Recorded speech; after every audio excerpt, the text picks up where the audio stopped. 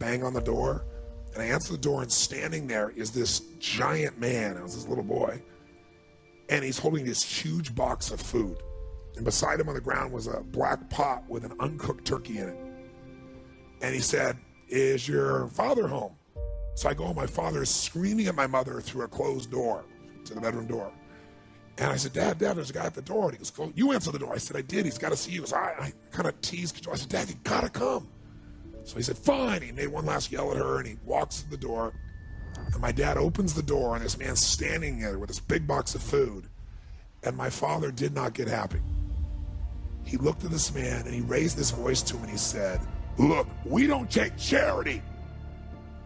And then he took the door to slam it in the man's face. But the man was a good-sized man. He put his foot there and smacked his foot and bounced back over. He said, Sir, this is not charity. Everybody has tough times. Somebody knows you're having a tough time." He's holding this thing, and he looked at me, and then he looked at my dad, and he said, "Don't make your family suffer because of your ego." So he took the food, slammed it on our table, and slammed the door in the man's face, and never even thanked him. And I watched my father storm off and went on back to scream at my mother. And I'll tell you what he decided to do. He decided to leave our family shortly thereafter. It was the worst experience of my life. It was the most crushing experience I felt. But what changed my life was the meaning I gave it. I decided that day that what this means is that strangers care. And if strangers care about me and my family, I decided what I was going to do is I was going to care about strangers.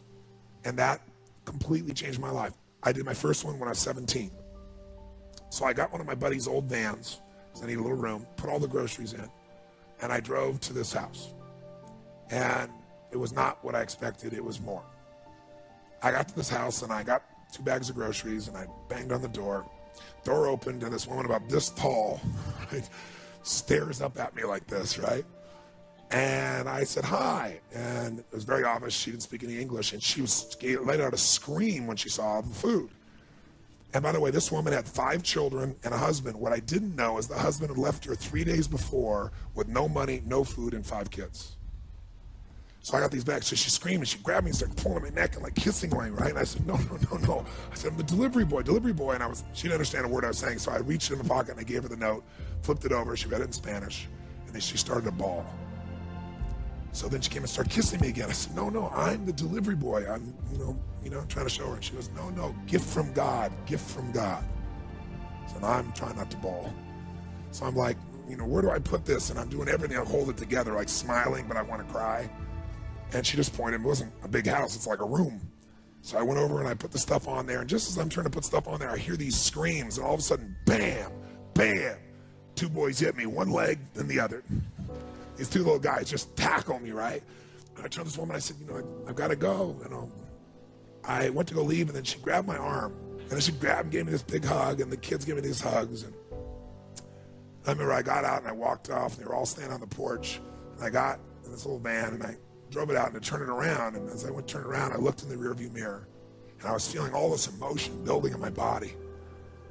And I looked in the mirror, and I saw Mama standing in the porch with her kids, all the kids smiling. Mama sitting there crying hysterically and smiling from ear to ear. And I couldn't keep it together. I was right there, stopped in the street, and I started bawling uncontrollably. I realized in that moment that the worst day of my life, my father leaving, had actually been the best day of my life. Because if I hadn't had that experience, I wouldn't be here today. And now because of that, I'm get to live this life. And I have the desire and the drive and the want to give it this way. If you want to change your life, figure out how your worst day was your best day. It'll change everything. If you find the deeper meaning it is, it'll absolutely change your life.